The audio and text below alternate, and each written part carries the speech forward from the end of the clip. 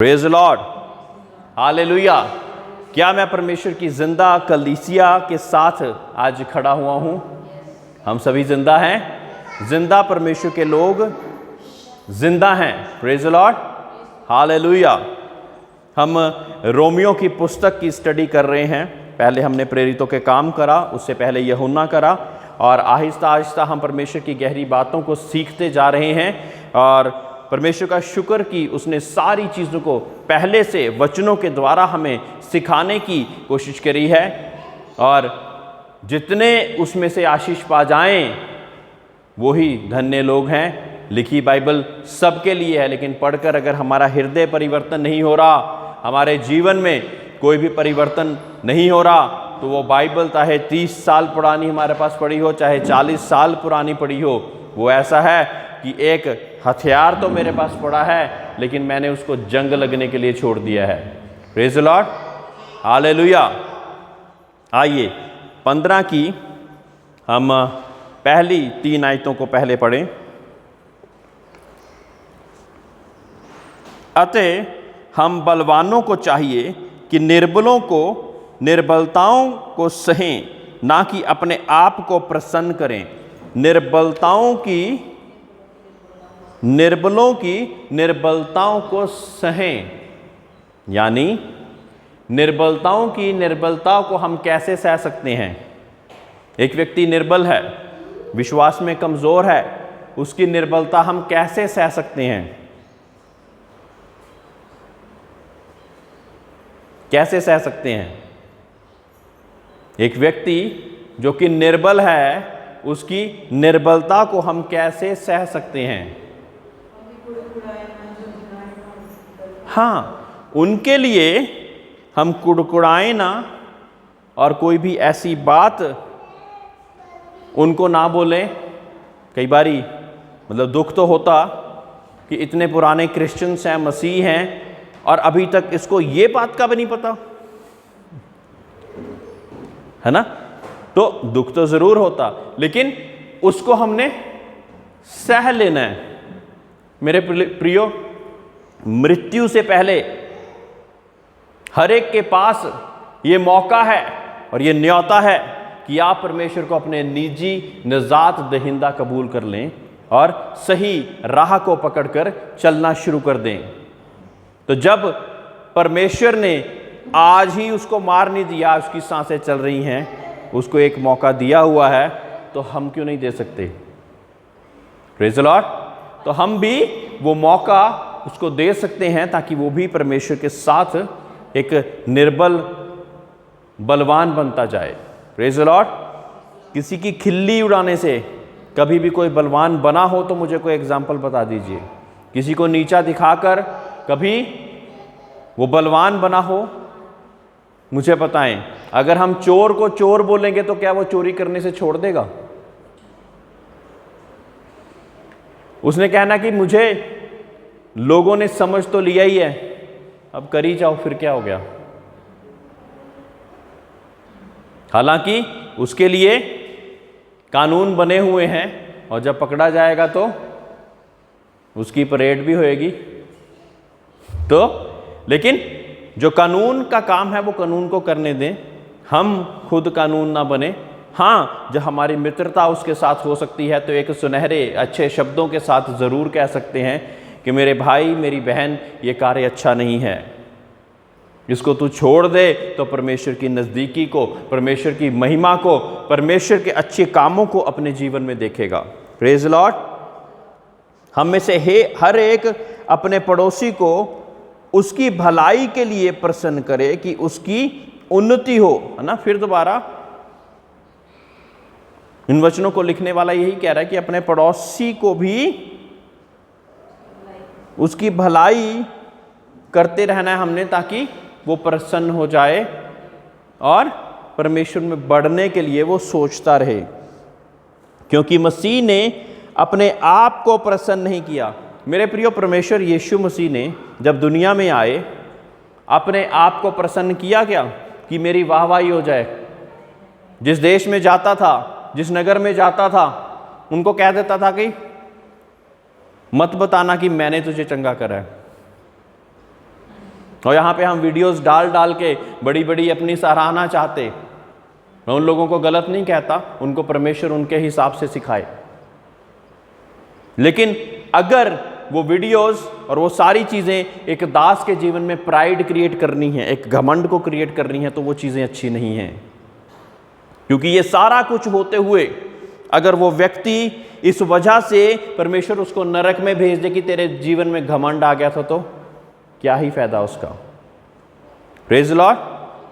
तो परमेश्वर यीशु मसीह ने अपने पूरे जीवन काल में अंधों को आंखें दी, लंगड़ों को चलाया,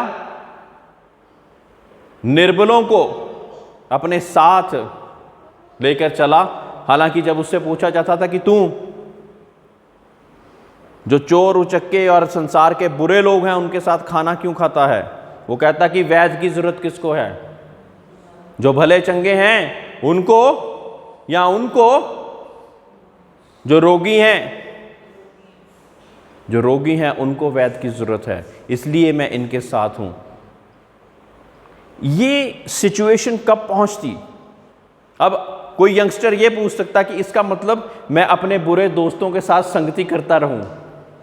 मेरे जो जवान भाई बहन बैठे हैं वो ये कह सकते हैं कि इसका मतलब आप ये कहना चाहते हैं कि मैं अपने बुरे यारों दोस्तों के साथ संगति करता रहूं। क्या मैं ये कहना चाह रहा हूं? एक जो यीशु मसीह की स्टेज है वो एक कैटलिस्ट देखा है, कैटलिस्ट यानी कि हम लोगों के बीच में जाकर भी हमारा जो विश्वास है वो बदल नहीं रहा। वो स्टेज एकदम से नहीं आती है। लोगों के कुड़कुड़ाने के साथ भी हम सहयोगी नहीं बन रहे। दूसरों के बीच में खड़े हुए हैं लेकिन उनके जैसा नहीं नजर आ रहे, लेकिन उनके बीच में भी हम परमेश्वर की गवाही का कारण बन रहे हैं। वो स्टेज आनी जरूरी है। तब आप कहीं पे भी जाएं, कुछ भी करें, आपको फर्क नहीं पड़ेगा। बहुत सी मर्तबा कुछ पादरी लोग कह देते कि आपने यहीं इसी कलीसिया में आना है, कहीं और नहीं जाना, और कलीसिया नाराज हो जाती। जबकि वो पादरी शायद उन लोगों की स्टडी कर चुका कि ये अलग जाएंगे तो ये कंफ्यूज हो जाएंगे, इनको पता नहीं लगेगा कि ये चुनूं कि ये चुनूं। तो पहले जो बेसिक शिक्षा है उसको ये प्राप्त कर लें अच्छी रीति से जो बेसिक शिक्षा है उसको प्राप्त कर लें, उसमें मजबूत हो जाएं, फिर अपनी उन्नति के लिए जहां पे भी जाएं वहां पे भी परमेश्वर उनको उन्नति देता जाए। Praise the Lord, hallelujah, hallelujah. हम कहां थे कि परमेश्वर यीशु मसीह ने अपने आप को प्रसन्न नहीं करा। मौत तक वफादार रहने के साथ, वहां तक पहुंचने के बाद भी अपने आप को प्रसन्न नहीं करा। और एक समय पे गतसमनी के बाग में ऐसी स्थिति कि परमेश्वर यीशु मसीह ने खून के आंसू रोए और परमेश्वर पिता से कहता कि अगर तेरी मर्जी हो तो इस प्याले को, यानी कि उस मौत के प्यालों को, वो क्रूस पे चढ़ाए जाने के प्याले को, वो 39 कोड़ों के दर्द को, मुंह पे थूके जाने को, उसके कपड़े को फाड़े जाने को, दाढ़ी को नोचे जाने को, अगर उस प्याले को तू मुझसे दूर कर दे। लेकिन फिर उसके बाद क्या कहा? लेकिन मेरी मर्जी नहीं, तेरी मर्जी पूरी हो।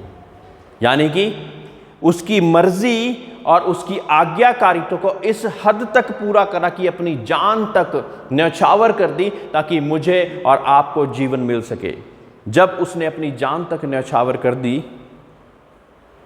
तो आज हम उस कुर्बानी को क्या जाया जाने दे रहे हैं? हम कैसे उसको जाया जाने देंगे जबकि उस कुर्बानी को भूलकर हम अपने लोगों के साथ, अपने कारोबार में दूसरों की तरह ही चलना शुरू कर दिया। जहां पे पी रहे हैं वहां पे पी लिए, जहां पे गिरजाघर है वहां तालियां भी बजा दी, जहां पे हाथ खड़े करके लोग बोल रहे हैं वहां पे वो भी कर दिया। यानी गंगा गया तो गंगा राम, बोध गया तो बोध गया राम। जहां गए वैसे ही हो गए। कितने लोग ऐसे ही हैं मेरे प्रियो। लेकिन परमेश्वर का कहता कि संसार में होकर संसार के सदृश्य ना बनो, संसार में होकर संसार के सदृश्य ना बनो, क्योंकि हम संसार में बहुत सी ऐसी चीजें देखते होंगे जो इस बात से संसार खुश है, लेकिन हम किस बात से खुश हैं कि प्रभु यीशु मसीह ने हमारे लिए जान दी और अब इस सुसमाचार को मैं जाति जाति को, दोस्तों को, हर एक के पास पहुंचाऊंगा। एक जीवती पत्री की तरह मैं इस्तेमाल हो जाऊंगा कि वो लोग भी जो आशीष को मैंने, अनंत काल की आशीष को मैंने प्राप्त कर लिया, वो भी प्राप्त कर सकें। Praise the Lord, hallelujah.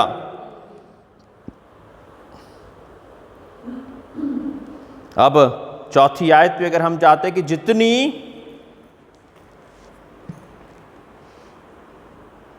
बातें पहले से लिखी गई वह हमारी ही शिक्षा के लिए लिखी गई कि हम धीरज और पवित्र शास्त्र के प्रोत्साहन द्वारा आशा रखें।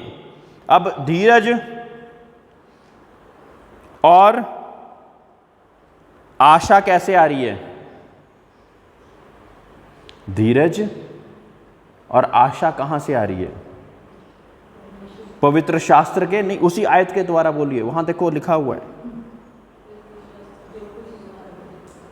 वह हमारी शिक्षा ही के लिए लिखी गई हैं कि हम धीरज और पवित्र शास्त्र के प्रोत्साहन के द्वारा, पवित्र शास्त्र के प्रोत्साहन के द्वारा हमारे अंदर क्या पैदा होगा? आशा और धीरज पैदा होगा।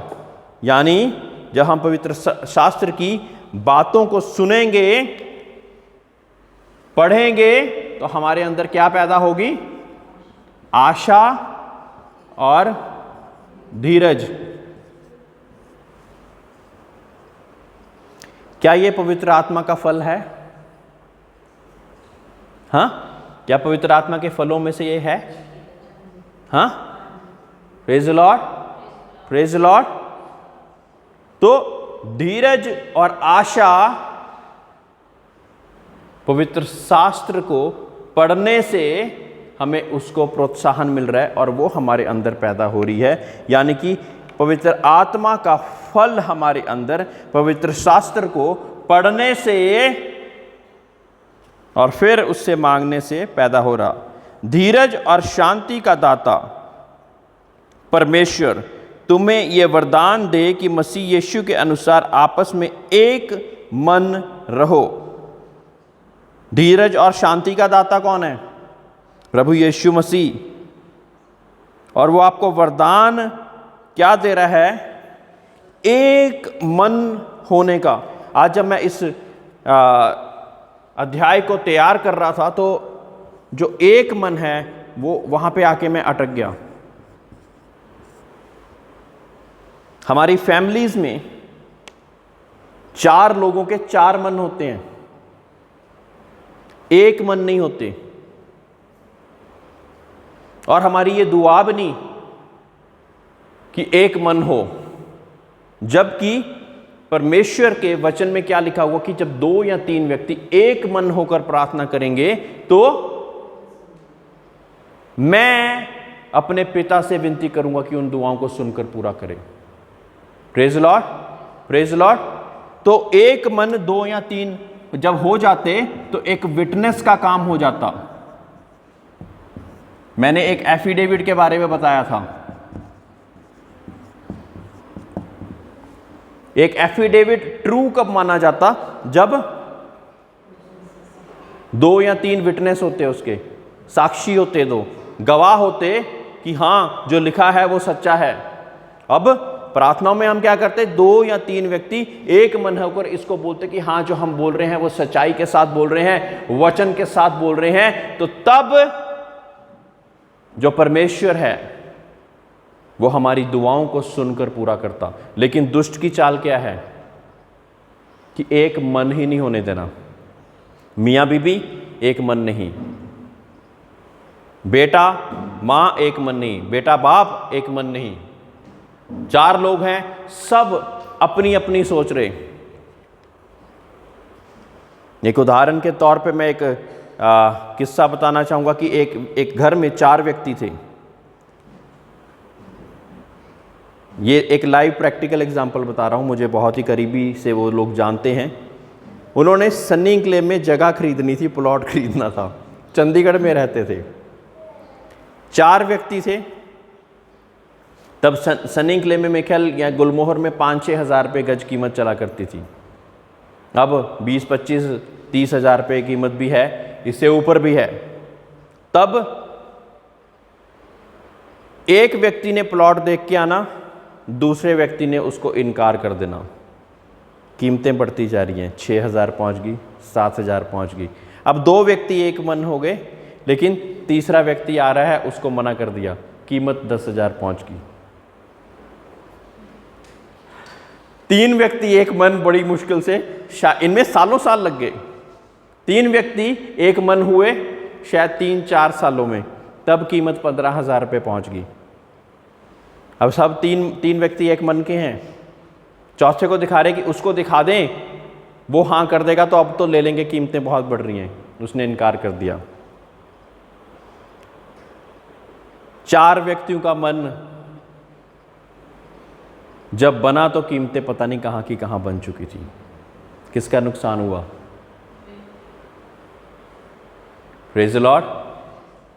यही होता है हमारे घर में। ये एक छोटा सा उदाहरण दिया मैंने, ऐसी बहुत सी चीज़ें होती है। कौन सी मैं ट्रेनिंग करूं, उसके लिए पूरी घर की संगत बैठती है, कोई कुछ कह रहा है, कोई कुछ कह रहा है, लेकिन एक एग्रीमेंट पे नहीं आ पा रहे हैं। एक एग्रीमेंट पे आएंगे तो हम इकट्ठे मिलकर उसी एग्रीमेंट के साथ प्रार्थना करनी शुरू करेंगे। मेरे प्रियो, ये कुंजी बता रहा हूं मैं, ये कुंजी बता रहा हूं। अगर इस कुंजी को हम सीख गए तो हमारी गवाहियां ऐसे आएंगी। जब गवाही के लिए मैं बोलूंगा ना, एकदम से खड़े होकर, उछल के खड़े होंगे, क्योंकि ये परमेश्वर की कीज हैं, कुंजियां हैं। कीज यानी कि जब तक चाबियां ना हो तो ताला कहां से खुलेगा? ताला हमारी आशीषों का, खुदा से जो हमने आशीषें रिसीव करनी है। परमेश्वर हमको आशीष देने के लिए दोनों हाथ फैलाकर खड़ा हुआ, लेकिन उसका कुछ नियम है, कुछ तरीका है। एक मन होना। सभी लोग जो यहां पे बैठे, सबसे पहले हमारी प्रार्थना एक मन के लिए करनी शुरू करें, अपने परिवार के लिए। एक मन के लिए प्रार्थना। जो मियाँ बीबी ही हैं वो ये करें कि हम दोनों का एक मन हो जाए। मेरे प्रियो, क्योंकि एक मन के द्वारा कितने लोग इस बात की प्रार्थना करेंगे? Praise the Lord. जो मियाँ बीवी ही रह रहे हैं वो इस बात की प्रार्थना करें कि हम दोनों का एक मन हो। जो 4 लोग रह रहे हैं वो इस बात की प्रार्थना करें कि एक मन हो। जब एक मन होगा तो एक एग्रीमेंट के साथ, पहले आपने वो एग्रीमेंट आपस में किया और उसके बाद उसकी प्रार्थनाओं को परमेश्वर के सामने एक मन होकर रख दिया, तो उससे क्या होएगा? Prayers go up and the blessings come down. प्रार्थनाएं ऊपर जाएंगी और आशीषों को लेकर नीचे आएंगी। ये तरीका है।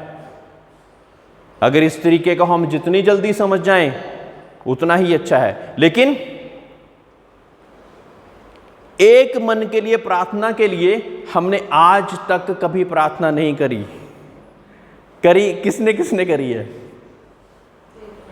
करी एक बार? नहीं, एक कि हमारा एक मन हो, इसके लिए प्रार्थना करी।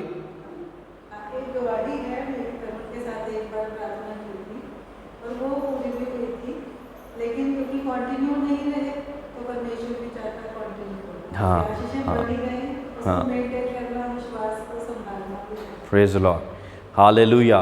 तो एक मन होकर प्रार्थना करने का आप गवाही देख चुके हैं और उसको ना करने का भी फल हम देख चुके हैं। तो जब हम एक मन होकर प्रार्थना करेंगे तो क्या होगा? हमारे जीवन में आशीषों का स्रोत खुल जाएगा। एक तरीका है परमेश्वर के पास अपनी प्रार्थनाओं को रखने का। हालांकि जो दासों को परमेश्वर ने अकेले रख दिया, उनके साथ एक मन पवित्र आत्मा के साथ हो जाते हो।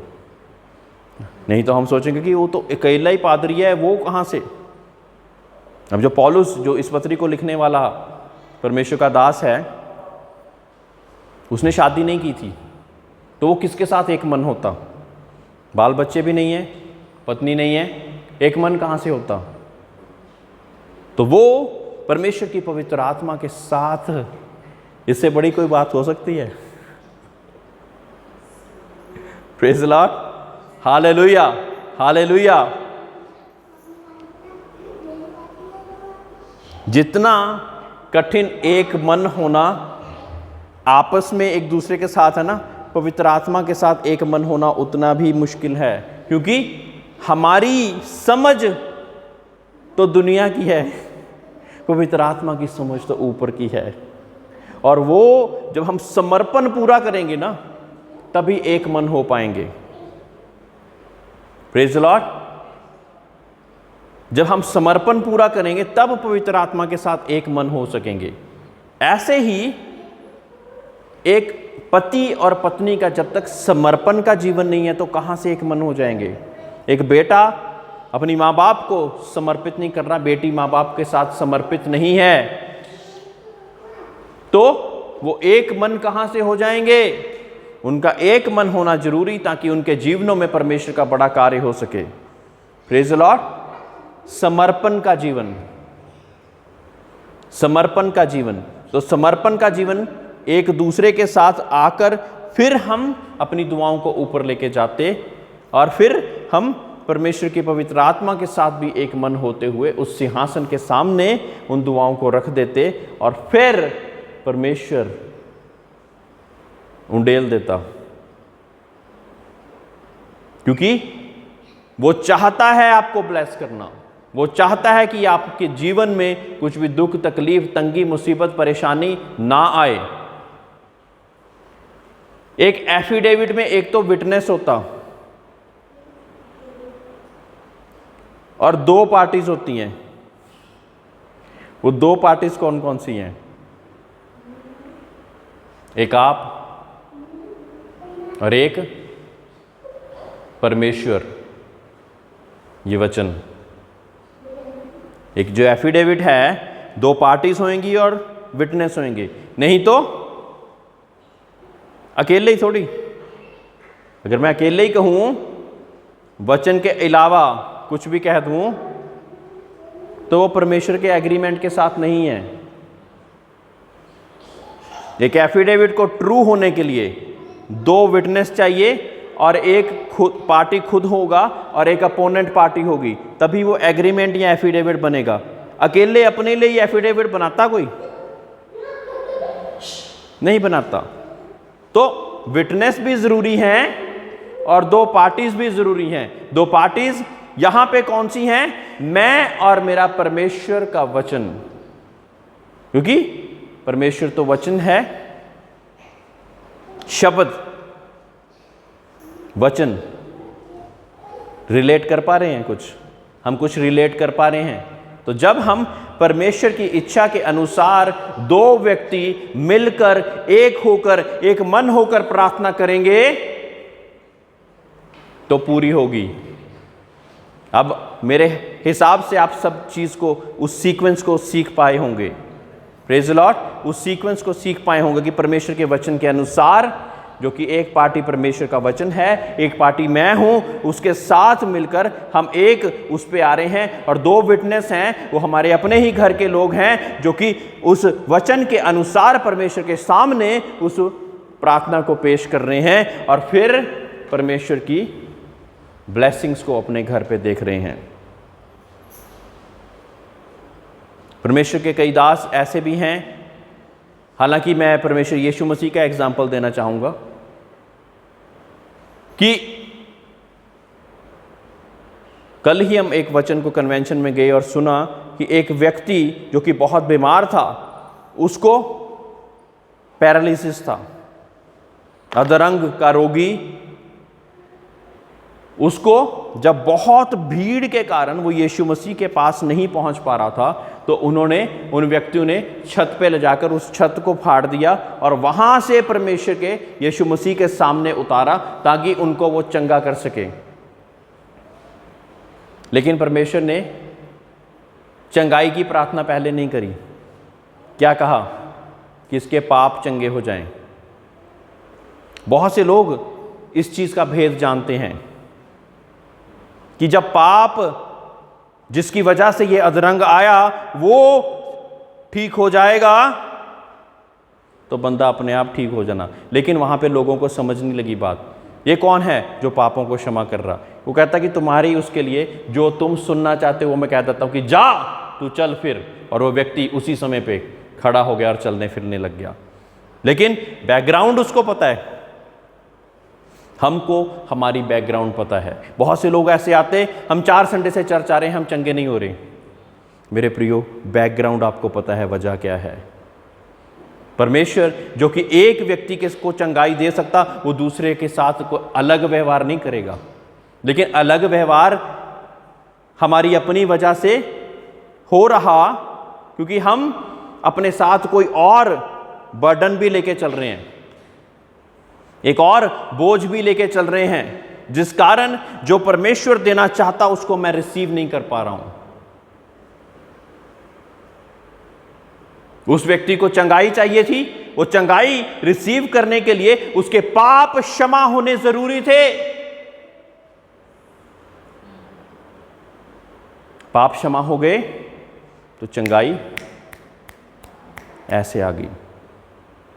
ऐसे ही फाइनेंशियल आशीषों के लिए कई बार हमारा धन जकड़ा होता, किस वजह से? क्योंकि हमने कहीं ना कई जगह पे इस चीज़ में कुछ ना कुछ ऐसा करा होता और वो चीज़ हमारी वहाँ पे अटकी होती।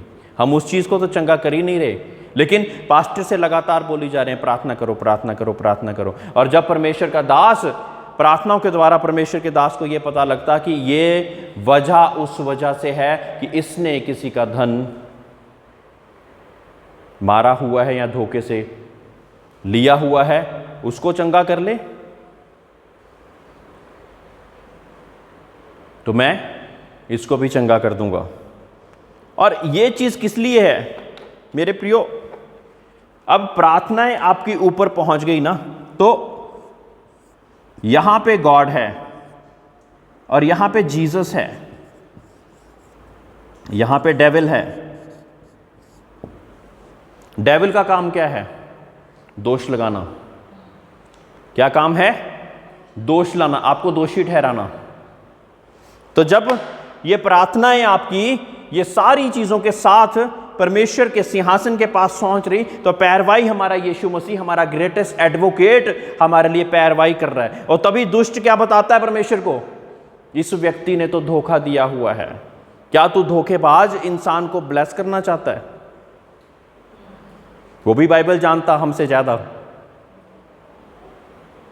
इस व्यक्ति ने यहां पे इसके डेविल और इसके जो एंजल्स हैं ना, उनके पास भी हर एक की पोथियां खुली हुई हैं। निकाल भी, आशीष की किताब निकाल, फटाफट निकाल, इसके पाप निकाल। क्या उस पाप की माफी हुई कि नहीं हुई? निकाल निकाल फटाफट से, कहीं परमेश्वर इसको आशीषित ना कर दे, मैं अभी रखता हूं।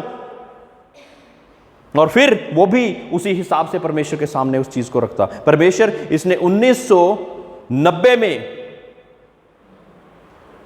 उस व्यक्ति को धोखा दिया था, उसकी कोई माफी नहीं है अभी तक। और जब माफी हो जाती तो यहां से हमारा ग्रेटेस्ट एडवोकेट जीसस क्राइस्ट अपनी पोथी में से निकाल के क्या कहता? इसने इस चीज की माफी मांग ली है इस डेट को, और क्योंकि तूने मुझे ठहराया, ये परमेश्वर को प्रभु यीशु मसीह क्या कह रहे हैं? क्योंकि तूने मुझे वो नाम दे दिया जिस नाम से हर एक घुटना झुकता, हर जुबान कहती कि यीशु ही प्रभु है। और जब तूने कह दिया कि जो माफ करके, पश्चाताप करके अपने पापों को मेरे सामने ले आता, तो मैं माफ करने में धनी हूं। उसी आयत के अनुसार मैं इसका केस तेरे सामने प्रस्तुत करता हूं। वो केस हमारी प्रार्थनाएं हैं, वो केस को मैं तेरे सामने प्रस्तुत करता हूं, इसको सुनकर पूरा कर। तो हम जीत जाते यीशु के साथ, नहीं तो ये आपको जीतने नहीं देगा। The devil will not let you win. But ये क्या कहता? You are more than conquerors. तुम जयवंत से बढ़कर हो प्रभु यीशु मसीह में। उसके बिना नहीं बन सकते हम जयवंत से बढ़कर। उसके बिना तो हम परमेश्वर के सिंहासन के सामने खड़े होने के योग्य ही नहीं है, क्योंकि उसने लहू बहाकर हमारे पूर्वजों के और हर एक तरह के जनरेशनल कर्सेस को, पापों को नष्ट करने का लहू के द्वारा ये सोच लिया। इसलिए दुआ प्रार्थना के बाद वो चीज़ हमारे पर हावी नहीं रहती। लेकिन क्या हमने उन चीज़ों के लिए प्रार्थना करी कि नहीं करी, ये बहुत ज़्यादा मैटर करता है। कई लोग पश्चाताप के साथ आज तक उन विषयों के लिए प्रार्थना नहीं कर पाए जिसमें वो रॉन्ग थे। किसके लिए प्रार्थना करी जा रहे हैं? ब्लेसिंग के लिए प्रार्थना करी जा रहे हैं, ब्लेसिंग के लिए प्रार्थना कर रहे हैं। जो वजह, जिस वजह से वो ब्लेसिंग अटकी हुई है, उसको चंगा ही नहीं करना चाह रहे हैं। मेरे प्रियो, आज अगर मैं ये वचन परमेश्वर के नाम से आपके सामने ये पेश कर रहा हूं तो उसकी बहुत बड़ी वजह है। मैं नहीं जानता, लेकिन परमेश्वर जानता है। तो वो वजह को दूर कीजिए, परमेश्वर तब आपकी दुआओं को सुनकर पूरा कर देगा। क्योंकि जीसस क्राइस्ट, जिसने कोई केस नहीं हारा, वो है हमारा एडवोकेट। एक केस भी नहीं हारा उसने। गवाहों और सबूतों को मद्देनजर रखते हुए, ये सुनी है ना, कोर्ट में ये चीज़ बोली जाती, तो वहाँ पे भी एक कोर्ट है। फिर परमेश्वर के जो यहाँ पे खुदा क्या कहता है कि गवाहों को और सबूतों को मद्देनजर रखते हुए इस व्यक्ति को मैं आशीषित कर देता या नहीं करता। फिर जब दुआएं होती, उसके बाद ये होता कि वो आशीष के लिए दुआएं हो रही हैं कि वो अपना मन को बदले।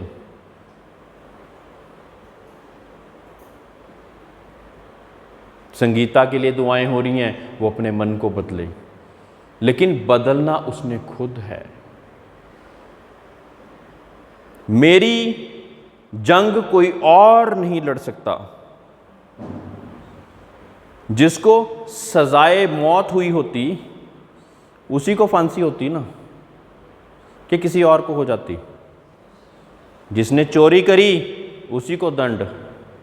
अब माँ बाप तो समझा सकते हैं, बता सकते हैं, यार दोस्त समझा सकते हैं, बता सकते हैं, किसी अच्छी संगति में जाएगा तो पास्टर लोग भी बता सकते हैं, लेकिन छोड़ना किसने है? उसने खुद। और अंगीकार की प्रार्थना किसने करनी है? उसने खुद। पश्चाताप के साथ, सच्चे पश्चाताप के साथ जब वो प्रार्थना करेगा तो परमेश्वर यीशु मसीह आपके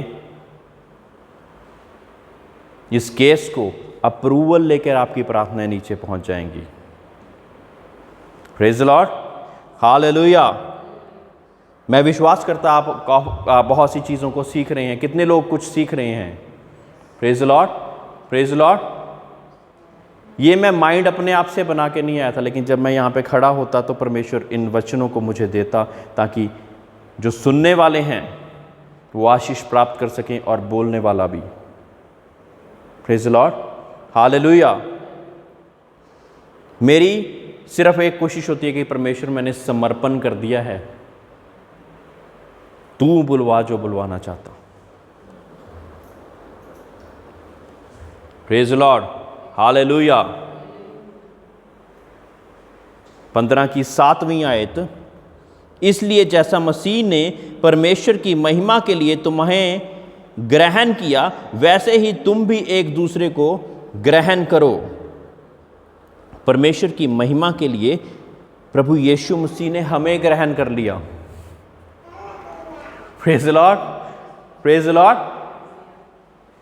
प्रभु यीशु मसीह ने हमें ग्रहण कर लिया। यानी कि एक चोर, उचक्के, एक शराबी, एक झूठ बोलने वाले, एक पापी को प्रभु यीशु मसीह ने ग्रहण कर लिया। Praise the Lord. तो हम भी वैसे ही एक दूसरे को ग्रहण करें। हमारी प्रार्थना है कि जब हम प्रार्थना करते, जो हमारी लॉर्ड्स प्रेयर जिसको कहते हैं, मेरे पिता परमेश्वर, जैसे मैं अपने कसूरवारों को माफ़ करता, तू भी मेरे कसूरवारों को माफ़ कर। ये दुआ आप कर रहे हैं, लेकिन अपने कसूरवारों को माफ़ नहीं कर रहे, तो परमेश्वर आपको माफ़ करेगा?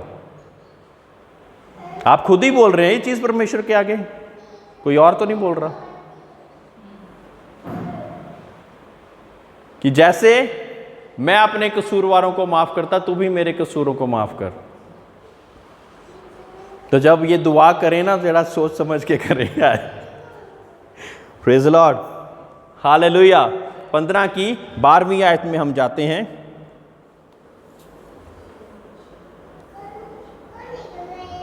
और फिर यशाया कहता है, यशे के एक जड़ प्रकट होगी और अन्य जातियों का हाकिम होने के लिए एक उठेगा, उस पर अन्य जातियां आशा रखेंगी। मेरे प्रियो, इजराइलियों के लिए सारी चीज़ें हो गई, लेकिन परमेश्वर यीशु मसीह ने हम अन्य जातियों में से जो थे, हमारे पूर्वज जो कि अन्य जातियों में से होकर आए, हमें भी परमेश्वर के बीच में बढ़ने का सौभाग्य प्राप्त हो गया प्रभु यीशु मसीह के द्वारा, क्योंकि उसने कबूल कर लिया हमें।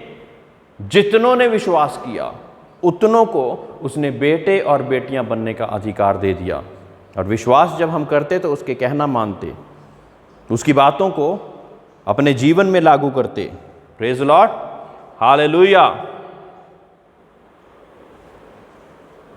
15 की 16वीं आयत कि मैं अन्य जातियों के लिए मसीह यीशु का सेवक होकर परमेश्वर के सुसमाचार की सेवा याजक के समान करूं, जिससे अन्य जातियों का मानो चढ़ाया जाना पवित्र आत्मा से पवित्र बनकर ग्रहण किया जाए।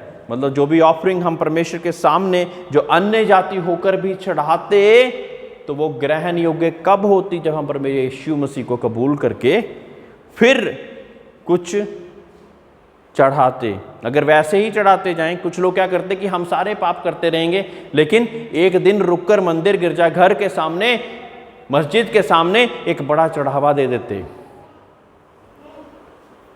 मंदिर का पुजारी खुश, पादरी खुश, मौलवी खुश, और हम सोचते कि शायद परमेश्वर भी खुश हो गया। Praise the Lord, hallelujah, hallelujah. लेकिन फिर बाकी दिन हमने वैसे ही बिताने,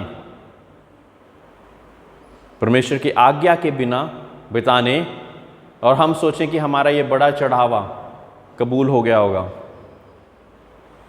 मेरे प्रियो, ये ऐसा है जैसे कि हम रिश्वत देते ना। कोई गलत डॉक्यूमेंट हमारे पास होता, हम एक ऑफिसर को रिश्वत दे देते कि इसको तू सही प्रूव कर देना। रिश्वत देके कहते हैं इसको तू सही प्रूव कर देना, क्योंकि मैंने तो पैसे दे दिए ना तेरे को।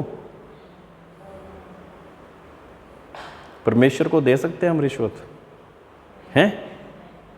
जिसका सोना भी उसका, चांदी भी उसका, जिसने अपने दास को कह दिया कि जहां तक तेरी आंखें जाती वहां तक मैं जमीन तुझे दे देता हूं, जो ऐसा अधिकार रखने वाला परमेश्वर है, उसके हम कौन सी रिश्वत दे पाएंगे उसको? कौन सी रिश्वत, कौन सा धन, कौन सा सोना, कौन सा चांदी जवाहरात उसके सामने हम चढ़ाकर उसको प्रसन्न कर पाएंगे? मेरे प्रियो, परमेश्वर हमारा सच्चा मन चाहता। सच्चे मन से तो परमेश्वर ने चढ़ाई हुई वो विधवा की दमड़ी भी कबूल कर ली, क्योंकि वो सच्चे मन से थी। आज हम किस मन से परमेश्वर के आगे उसको पेश कर रहे हैं? 15 की 17वीं और 18वीं आयत को भी पढ़ेंगे। इसलिए उन बातों के विषय में जो परमेश्वर से संबंध रखती हैं, मैं मसीह यीशु में बढ़ाई कर सकता हूं, क्योंकि इन बातों को छोड़ मुझे और किसी बात के विषय में कहने का साहस नहीं है। जो मसीह ने अन्य जातियों की अधीनता के लिए वचन और कर्म और चिन्हों और अद्भुत कामों की सामर्थ्य से और पवित्र आत्मा की सामर्थ्य से मेरे ही द्वारा किए, यहाँ तक कि मैंने यरूशलेम से लेकर चारों ओर इल्लुरियम तक मसीह के सुसमाचार का पूरा प्रचार किया। पर मन की उमंग ये है कि जहां मसीह का नाम नहीं लिया गया वहीं सुसमाचार सुनाऊं, ऐसा ना हो कि दूसरों की नींव पर घर बनाऊं। परंतु जैसा लिखा है, जिन्हें उसका सुसमाचार नहीं पहुंचा वह ही देखेंगे और जिन्होंने नहीं सुना वह ही समझेंगे। मेरा एक भाई है, वो बार बार कई बार मुझे कहता साइमन जी तुसी सेवा करते हो तो सारे पादरियां नूं कहते दर्शन चंडीगढ़ का ही किवें हो जाता। हर एक कोई पता नहीं कहाँ से आया वो ये कहता कि मैं चंडीगढ़ में सेवा करना चाहता। क्यों? क्योंकि चंडीगढ़ में तो सेवा आसान है, सारी चीज़ें उपलब्ध हैं, अच्छी सिटी है, ब्यूटीफुल सिटी है, डाकखाने हैं, पार्क हैं, खाने पानी राशन की दुकानें आसपास 1 किलोमीटर के एरिया में स्कूल भी होगा, राशन की दुकान भी होगी, हर एक चीज़ होगी। ऐसा करके म्युनिसिपल कॉरपोरेशन ने चंडीगढ़ को इस हिसाब से बनाया हुआ। उस देश में कौन जाएगा जहाँ पे कोई भी नहीं जाता। पौलुस क्या कहता कि मैं वहाँ जाता हूँ जहाँ के नहीं पता, जहाँ पे प्रचार का पता ही नहीं, जहाँ पे परमेश्वर यीशु मसीह को लोग नहीं जानते। और परमेश्वर के दास को मुझे यहाँ पे कहाँ पे भेज दिया, जहाँ पे मैं यहाँ इस एरिया में कभी आया ही नहीं था, पता ही नहीं था। अपने मन से सोचूं तो मैं भी सोच सकता कि चंडीगढ़ में मेरा चर्च होता, लेकिन परमेश्वर ने कहाँ पे भेजा? यहाँ पे भेजा, जहाँ पे आहिस्ता आहिस्ता करके हमने इतनी ये बिल्डिंग को बना दिया। स्टार्टिंग में जब मैं यहाँ पे शिफ्ट कर चुका था तो दरवाज़ा भी नहीं लगा था और कीड़े मकोड़े सारी चीज़ें अंदर आती थी, लेकिन धन्यवाद हो परमेश्वर का कि उसने आज ये सारी चीज़ों को लगाने का मौका दे दिया। Praise Lord, praise Lord, praise Lord. धन्यवाद तब भी दे रहा था, वो मेरी अच्छाई नहीं, मेरी परमेश्वर की अच्छाई मेरे अंदर, खुद की काबिलियत नहीं है, कुछ भी नहीं है। अगर होती तो परमेश्वर खड़ा ही ना करता, तू मेरे काबिल नहीं है, तू अपने आप काबिल बन जा। Praise Lord, hallelujah. 15 की 21वीं आयत। परंतु जैसा लिखा है वैसा ही हो, जिन्हें उसका सुसमाचार नहीं पहुंचा वह ही देखेंगे और जिन्होंने नहीं सुना वह ही समझेंगे, है ना। इस बात को हम पढ़ चुके हैं और आगे हम 15 की 30वीं आयत में पढ़कर हम समाप्त करेंगे। हे भाइयों, हमारे प्रभु यीशु मसीह के और पवित्र आत्मा के प्रेम का स्मरण दिलाकर मैं तुमसे विनती करता हूँ कि मेरे लिए परमेश्वर से प्रार्थना करने में मेरे साथ मिलकर लौलीन रहो। Praise Lord, hallelujah. कितने लोग परमेश्वर के दास के लिए प्रार्थना करते हैं? मेरी बहन, मेरी दीदी प्रार्थना करते हैं मेरे लिए, मैं शुक्र करता हूँ, धन्यवाद करता हूँ। हम बहुत सी मर्तबा पास्टर जी मेरे लिए प्रार्थना कर दो, पास्टर जी मेरे लिए प्रार्थना कर दो, लेकिन वो सारी प्रार्थनाओं को करने के लिए भी एक सामर्थ्य और एक साहस की, एक समय की ज़रूरत है, एक अच्छे माइंड की ज़रूरत है। उसके लिए मुझे आप लोगों की प्रार्थनाओं की भी ज़रूरत है।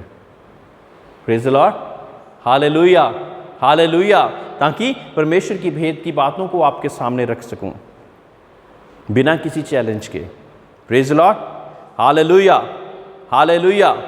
आइए हम सब लोग खड़े हो जाएंगे और परमेश्वर के नाम से हम प्रार्थना को करेंगे।